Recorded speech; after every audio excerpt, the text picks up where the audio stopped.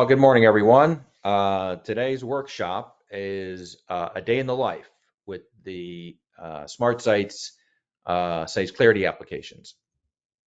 My name is John Oskin, Senior Vice President with SmartSights. I will be today's presenter. So we're going to be reviewing the SmartSights Industry 4.0 Accelerator app suite this morning and how they work together. So it really follows these three pillar elements. So connected intelligence. So we have a plugin module called Peer, which is used for issue management. It takes Win911 data to the next level, taking alert notifications and providing follow-up. Connected machines with a piece of technology called Able. Able is a data collection accelerator with logic at the edge, very proficient at what is called intelligent root cause analysis. And then OneView, which is an analytics accelerator, complements Excel Reporter and provides unique reporting capabilities and what-if analysis. So these apps are for everyone. So if you have an MES system in place, that's okay. So you can use the Accelerator apps to enhance the MES system with advanced data collection. Very often MES systems focus on line level data collection. With Able, you can now adopt unit op or machine level data collection. If you have an OE system, that's okay too, because we can integrate with OE systems, providing next generation data collection beyond line monitoring, and then integrating Peer for issue management. So another tool that can be used to augment your favorite OE application. And if you don't have either of those, you can consider the app suite for pre-MES type deployments. So if there is a customer or where they are not ready for MES, these apps can be cobbled together into what is called a pre-MES deployment scenario that gets rapid deployment data collection going, issue management, and then a starter point for reporting, which then can be built upon as you layer in other technologies and tools. So as an integrator, these give you different tool sets to help accelerate all these types of implementations. A little bit on the customer base that's using the technologies. They fall along these segments. So food and beverage, consumer packaged goods, aerospace and automotive, and then pharma and med device. So we're going to start with talking about Able. We talked about this in one of our prior workshops. Able allows you to supercharge MES deployments with intelligent root cause analysis. So if you're a systems integrator and you're embarking on an MES deployment, data collection is an important element to the deployment. It's also one of the higher risk elements because there's a lot of time that gets devoted into data validation. So what Able does is it is taking machine state and fault data automatically, but it's also coupling it up with line flow. This is an important concept because in most cases, this would require a lot of PLC programming. Able does this outside of the PLC.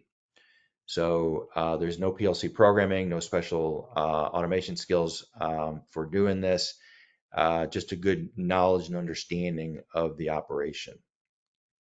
We can incorporate conveyance and line count information into the data collection that gets fed into MES.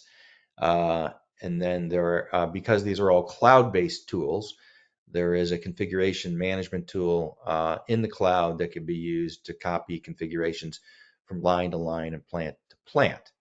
So again, if you're a systems integrator and you're thinking about, how can I save time in this deployment, having these kind of tools available allows you to quickly copy these configurations. Everything's templatized to make it easier. And then there's live graphics and diagnostics. This is an important component as a system integrator to try to understand and use the information to validate the system, the MES system that you're putting in. So when we get into the demo portion, you're going to see a couple things. One is you're going to see what is known as Able Factory View, and this is a diagnostic tool for the shop floor. So it provides detailed data on machine faults and some KPIs that usually get validated with the machine faults, so you can kind of compare and see if the data collection is being done properly. There's a digital twin replay mode, which is another diagnostic tool for remote data validation. The most time-intensive part of an MES project is when you have to have engineers on the line monitoring the data collection that's been put in place. So typically have someone that's waiting for the line to go down, comparing that fault to what's on the HMI, and then comparing that to what's in the MES system. So with this digital twin replay tool, you can do this remotely, and you can do this historically. So if something is observed, yesterday or earlier in the day, where you want to then replay a downtime sequence that occurred, this digital twin replay mode helps the data validation team with that exercise. In another one of our workshops, we talked about Peer. So Peer is an issue management accelerator. So Peer works hand in glove with Able. It can also work independently on its own. It integrates very nicely with Win911.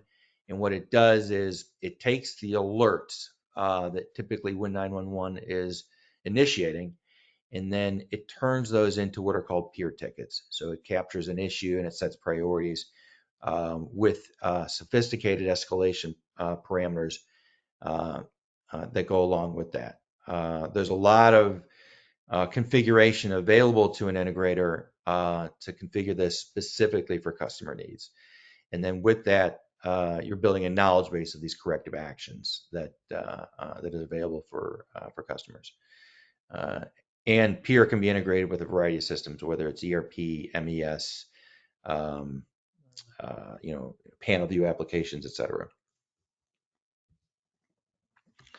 To build on Peer a little bit further, think of Peer as a call for help type module.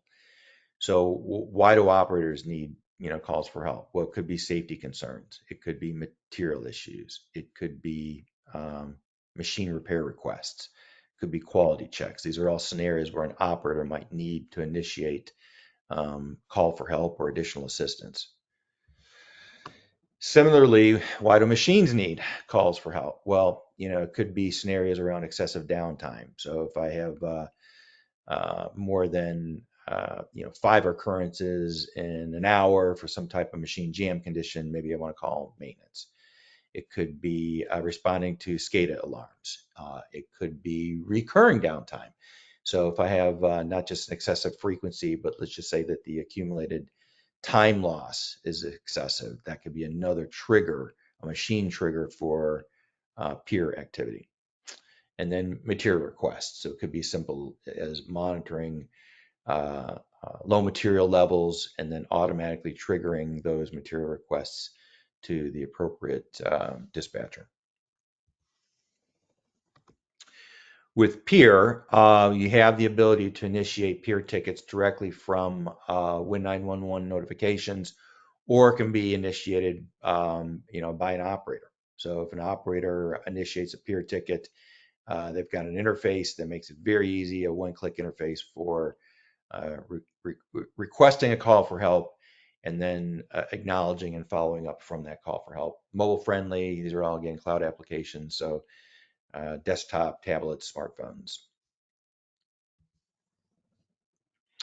Peer also has a module called the Broadcast Center. And the Broadcast Center is typically used for control rooms where you might want to distribute on overhead TVs, real-time status for peer tickets that have been initiated. And Peer has great native reporting.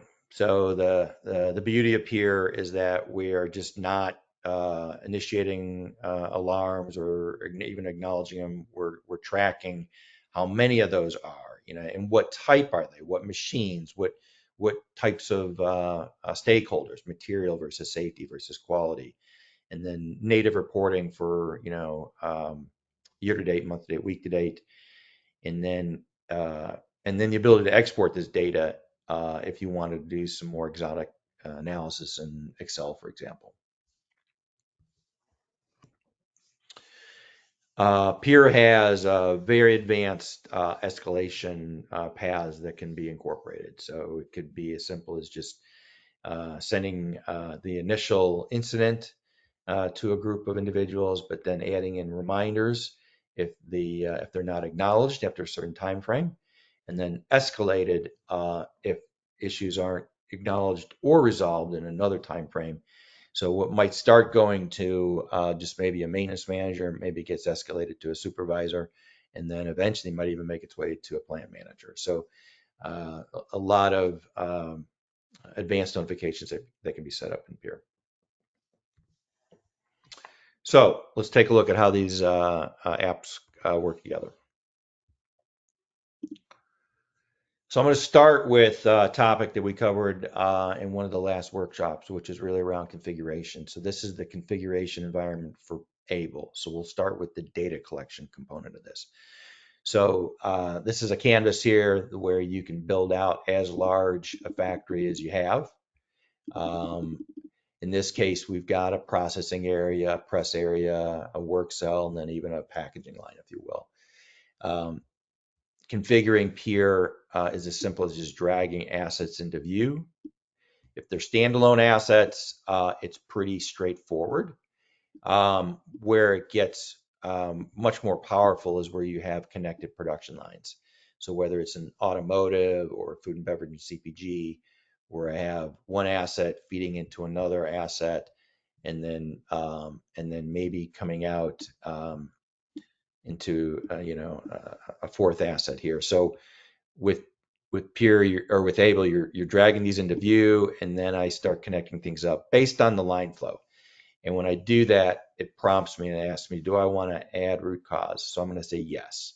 So what I've done there is I've now bound these two assets together. They are related. We now know that press 1 comes before press 2. Similarly, if I bind press 1 to press 3, I now know that press 1 is now feeding these two other presses, okay?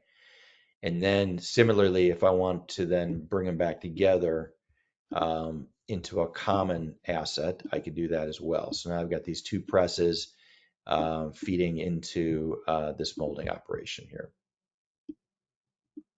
Oops. There we go.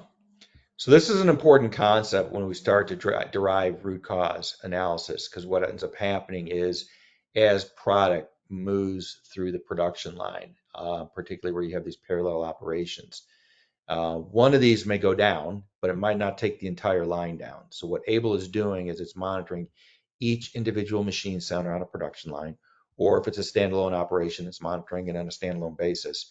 But then as the downtime is moving through that line, it's able to discern what's actually taking the line down. And we'll show you that after we get done with configuration. So this is the starting point for configuration. From there, if I click on one of these assets now, I get a wizard here where I provide specific configuration information. So what PLC am I coming out of? What type of an asset is it? With Able, we have 4 asset types. So we have line assets, we have cell assets, we have secondary assets, which are usually feeding assets to the line or the cells, and then we have virtual assets. A virtual asset is an asset group. So if I have a bank of labelers, I might want to look at each labeler individually.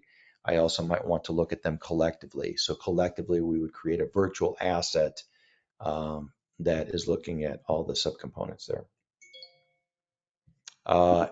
Able is highly templatized. So with templates, there's not a lot of configuration work that needs to be done from scratch. So if I'm an integrator or a system, if I'm an integrator in configuring Able, I have a large library to choose from as a starting point, and from there you can then configure other elements. So this is some basic asset information. Then I give it item information, and so your item information are things like run states, count data, and reasons. So this would be a run status bit. So, is the asset running or not? Every time I produce product, that's a count value, if you will. And then if I'm down, that's going to be considered a reason, a downtime reason, if you will. So you can have more items than these three, but these are the three basic starting points. Items then that get coupled up with conditions. In conditions, we can handle, we utilize a four-state logic engine. So I'm going to go into this production line here, and I'll show you its conditions here. So here you can see I have a running state. I have plan down, which means that the line's just not scheduled to run. I have starve and block states. I can have multiple states for that. And then typically I'm going to have many faulted states. So this is utilizing the four-state logic engine to discern machine status. When you go into these faults here, there's a ton of configuration details in here that get done through the interface. So you can give it prioritization. This priority key here is used to prioritize faults that are coming in. So a lower number is a higher priority. So priority 10 is higher than priority 20, and 20 is higher than priority 30, etc. And the way that is utilized is as I'm building out these various faults, the information is then scanned in such a way that higher priority faults get processed before lower priority faults. We have counters that can be added in. So with a product counter, there are configuration counters configuration parameters, if you will, including like rollover values, indirect references. So you can start with a production count, and with logic, I can build in logic if I wanted to have one signal and another signal, but not a third signal. That's all done through the logic configuration. And then peer configuration. So if peer is used, the and-on component, then you can define peer tickets through this interface here. If I go back to that Molder 1, you can see here in the and-on configuration here, we have pre-configured peer and-ons for quality, material, and maintenance. So these would be requests that could be made, initiated either, again, by the machine or by an operator. But if I were to edit one of these and show you what's inside, these are all of the peer parameters that are set up. So I define what group is going to get this notification. What type is it? Is it a maintenance, a quality, or a safety type of issue? I can pre-populate things like job number, or even like an issue type, or even a priority field. So anything that gets filled in here gets pre-populated for the request. And then after that request is initiated, then additional information then can be provided. Once all this is configured, it's going to go into a runtime mode. So here's the runtime mode for Able. So what we're seeing here is a real-time view of the factory, and we have a simulator running, so you're going to see machines blinking on and off. But if I'm doing data validation, I'm responsible for the MES project. We've added Able into the portfolio with the MES solution that's being implemented. What you would do here is typically I would go into a view, starting with this view here, or maybe I will take a look at one of the operations. And what it's going to show me here is it's going to show me the data that's being collected on the right, and then corresponding KPI information that's being fed into the MES system on the left. So here you see we're toggling between running and down states, running down. And then every time an incident happens, here we just saw that this machine is waiting on material. So that's an event record that gets created. And so with that, that you have a data validation dashboard, if you will, that can be used when you're at the line to see if this marries up with what you're supposed to be seeing in the MES system. There are other data validation tools. So if I go back to that layout view, and I'm going to focus on this packaging line here. So if I go, we have an assembly area view that has both the work cell and the assembly line. So this is another view that was created. But we'll focus on the assembly line primarily. And if I flip to this DNA view now, what this is going to be giving me is it's giving me the state view, the state logic for that production line. So you can see I have the line at the bottom. I have these unit operations above it. And so if I were to just drill into that to get a closer view here, you can see what's happening here. So you can see there are incidents where this operation 40 goes down and then the downtime sort of cascades through the line. Able is discerning at a line level which individual piece of equipment caused that line to go down. That's one of the important things that it does. The other nice thing it can do, though, is if I wanted to look at historical data. So if I were to go and take a look at, instead of today, I were to look at, let's just say we're looking at yesterday, and let's just say it was at 10 o'clock at night, and somebody had reported that the data didn't quite look right. So I've got a similar view here, but now if I click on the replay button, what it's going to do is it's going to replay last night minute by minute. And what it's done is it's married up that line view with this DNA view. And if I click on the play button, just like your DVR, it's going to literally start replaying last night's production minute by minute.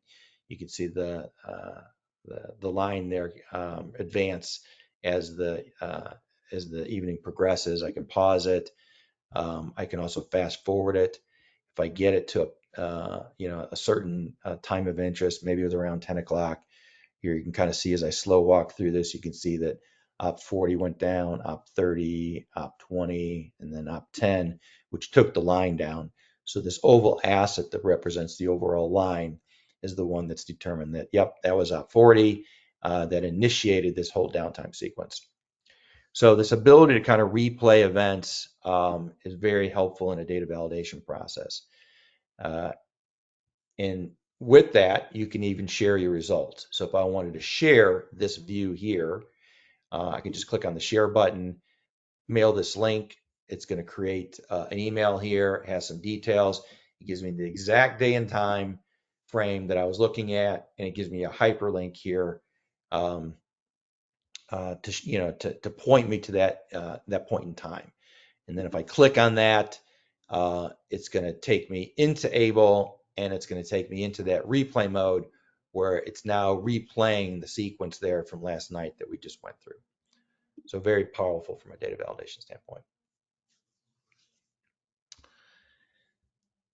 The next bit that I'll go through is now how Peer integrates with Able. So let's go back to that factory view. And you'll notice that a couple of these machines have little phone icons on them. So wherever Peer has been configured and Able, a phone icon is going to show up. And so if I click on one of these, this is where I have pre-configured buttons. We saw from the configuration screen, there was one for quality, one for material, and one for maintenance. So if I just need to make a request for maintenance, it's as simple as just clicking on a button. And then with that, if this interface is on the shop floor for an operator, they're going to be able to see that. They'll know that that request has been initiated. And then if I go into Peer now, so if I were to go now into the Peer part of the application, and I click on the message center, this is the Peer ticket that was created. So you can see the clock is running. There's a call for maintenance. then someone can acknowledge that. If I acknowledge that, it's going to go from red to pink.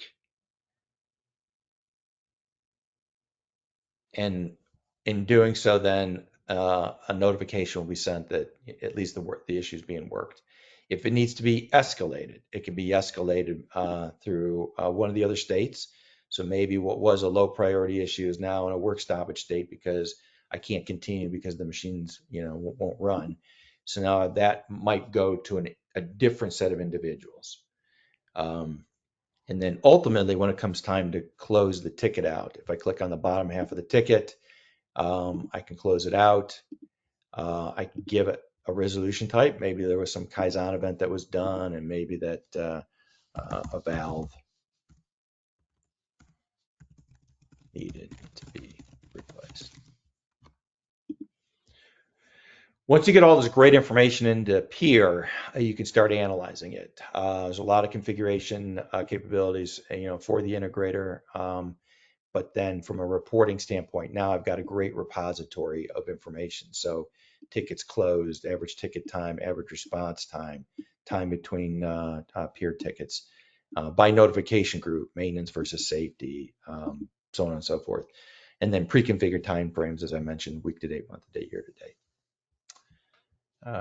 The configuration capabilities are quite extensive. So if I were to configure the fields, we have the initial form and then a follow-up status form. So with the initial entry form, you define what fields you want to have in a peer ticket, whether they're required or optional, and then various details. So adding a field is as simple as clicking on the plus button.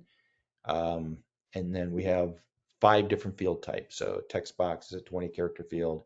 Select box is a drop down, text area is like a paragraph, good for a description field. Checkbox, think like, yes, no. And then a hierarchy selection is where somebody might select something and then it brings up a sub-selection from there. So that's configuration elements for setting up the fields. Once I get the field set up, then I can decide what do I want the ticket to look like. So even though we can have many fields in a peer ticket, 4 appear at least on screen, and so you can decide which of those fields you want to have on screen. In terms of status, request, acknowledge, and close are the default ones, but I can have up to 6. They can have their own colors. You can turn them on and off. You can give them unique names, so it doesn't have to be called these things. So again, it's highly configurable to meet the needs of the customer. In terms of escalations and notifications, the smart notifications, as I mentioned, can be quite extensive. So when a ticket is open, if a reminder, an escalation, and then final updates, etc. So you can have this built out as extensively as you need to, with various different stakeholders. So that's a little bit of how Able and Peer can work together. So think of Able as data collection around machine performance. Think of Peer as taking notifications associated with machine issues and converting those into issue and action tickets that need to be responded to.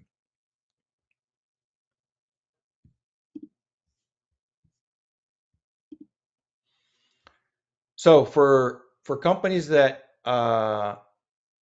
utilize the SmartSights Accelerator suite, they can expect to see a 70% reduction in the engineering time required for data collection, a 5x improvement in data fidelity, going beyond line level data collection and taking this down to machine level data collection. In an MES project, we can typically reduce the deployment time by anywhere from 4 to 6 weeks per site. And then think of this as just a suite of tools to augment other parts, other solutions and other solution providers that you have in place to expanding the digital footprint. And with that, we will wrap up the session. If you have a need or for follow-up, you can just contact your local sales rep or just reach out to sales@smartsights.com and we will be happy to follow up. Thanks for everyone's attention today and have a good rest of your day.